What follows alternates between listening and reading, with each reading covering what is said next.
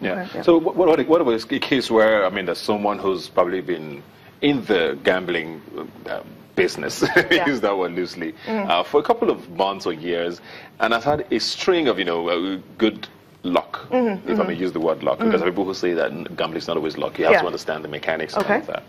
And they start having a bad streak, and how do you let them understand that, because that's actually what makes it an addiction. You keep trying to go back to those days when, at what point do you tell the person, this is not going to work anymore. You can't keep doing this. Are there ways to go around it? So, I mean, most of those people, they're there looking for that next big win. So what happens is you win big one time and you think, oh, I can win big again. So it keeps going on and on and on. And it becomes this really bad and vicious cycle. And kind of what we need to understand is what happens in the body when you have this kind of impulse. So it's an impulse disorder that kind of activates the reward system in the brain, making you want to go back more and more, activating certain neurotransmitters like dopamine to want to continue to do this. So you don't want to stop, you continue on, but the way to really know that there is an issue is that you see a huge departure from the way that you used to act before to the current moment.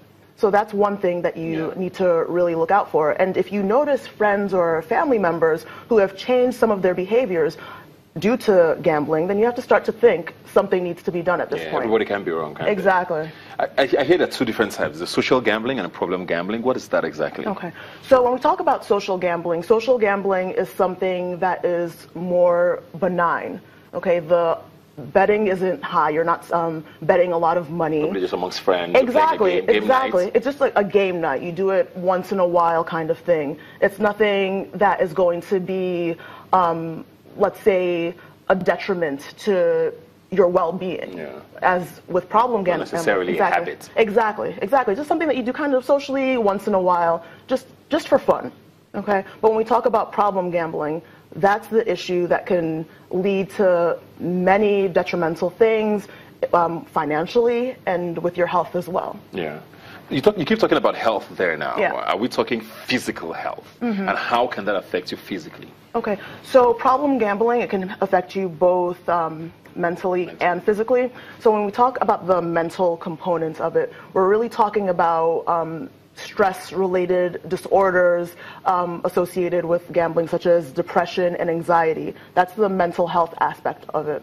When we talk about the physical aspect of it, with any stress-related disorders, that can have repercussions to various body systems. You can have stress-related cardiac issues, gastrointestinal issues, so it can really affect major portions of your body.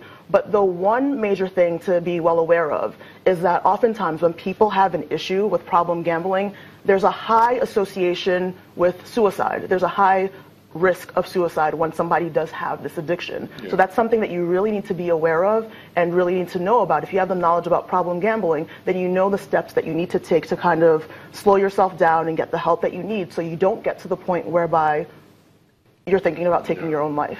There's probably someone watching now going like, I beg Joe, there's nothing wrong with me. Is it possible to have a gambling problem and not know it? Yes. So a lot of times with addiction, whether we're talking about gambling, whether we're talking about drug addiction, whether we're talking about alcohol addiction, lots of times people don't even realize that they have a problem. To them, in their minds, they're thinking, no, this is just something I enjoy doing. They don't really see the signs and pick up that there's a real issue. Yeah. And, in Nigeria, we tend to call ourselves very tough and resilient. And, I mean, back in the day, we always swore that Nigerians could never be suicide bombers because we knew how to handle ourselves. We liked ourselves too much. We also claim that suicide generally is not a thing here, or depression. But we don't talk about those things now. So, do you see Nigerians with gambling being a problem and, almost an epidemic? Because, I mean, there are parts of America and parts of the West where there's a huge gambling problem and people have it and it breaks marriages, it breaks friendships and all of that. Are we there? Are we heading there, you think? Do you think we could have that issue here? Absolutely. Anyone is at risk to have any of the problems associated with problem gambling, especially the mental health issues, including thoughts of suicide as well. No one is devoid of having that kind of an issue. So it can affect almost anyone. And I think the main issue is the way that it can kind of affect the youth.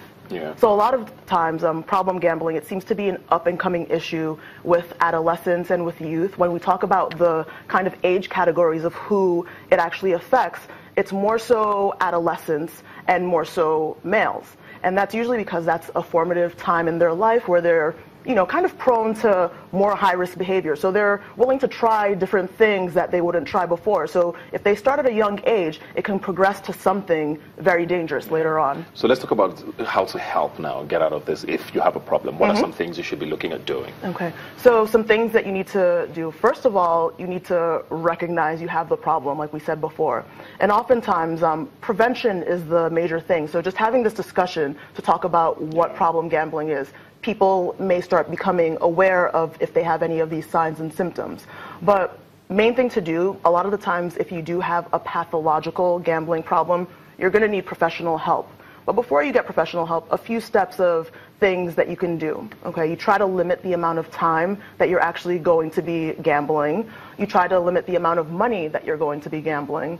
Talk to someone as well. Yeah. Okay, talking is always a great. Exactly, talking is a wonderful thing. If you think that you're having issues, you talk to somebody and let them know what's kind of going on with you. Yeah.